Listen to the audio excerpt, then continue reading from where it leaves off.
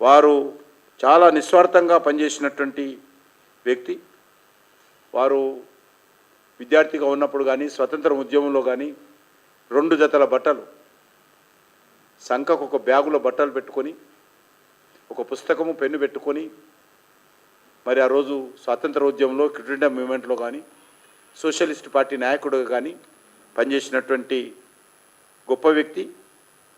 ఆయన బీహార్ ముఖ్యమంత్రిగా ఉన్నప్పుడు ఇంగ్లీషు తప్పకుండా నేర్చుకోవాలనేటువంటి ఆప్షన్ అయితే ఉండనో కంపల్సరీ దాన్ని తొలగించి ఆప్షన్గా మార్చినటువంటి వ్యక్తి ఆయన ఈ సందర్భంగా మనం చేస్తున్నాను. అదేవిధంగా బీహార్ రాష్ట్రంలో 1970లో మొట్టమొదటి కాంగ్రెసేతర ముఖ్యమంత్రి. స్వాతంత్రం వచ్చినప్పటి నుంచి 1970 వరకు కూడా కాంగ్రెస్ పార్టీ ముఖ్యమంత్రులే వరుసగా అయ్యేవారు.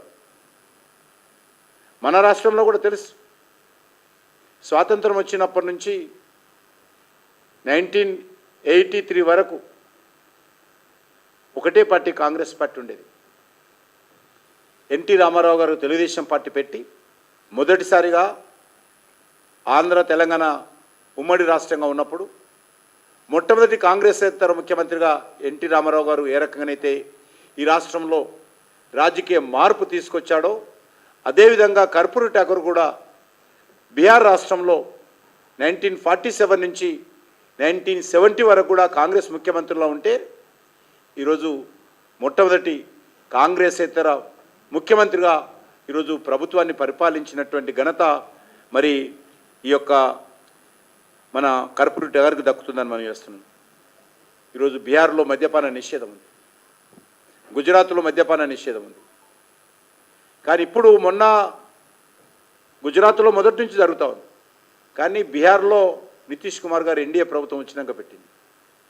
కానీ ఆ రోజే 1970లోనే బీహార్ రాష్ట్రంలో మొదటిసారి మద్యపాన నిషేధం పెట్టి మరి సంస్కరణ తీసుకొచ్చినటువంటి గొప్ప వ్యక్తి, మహిళలకు పేదలకు అండగా నిలబడినటువంటి వ్యక్తి ఈరోజు మరి కర్పూరి ఠాకూర్ గారని ఈ సందర్భంగా మనం చేస్తున్నాం.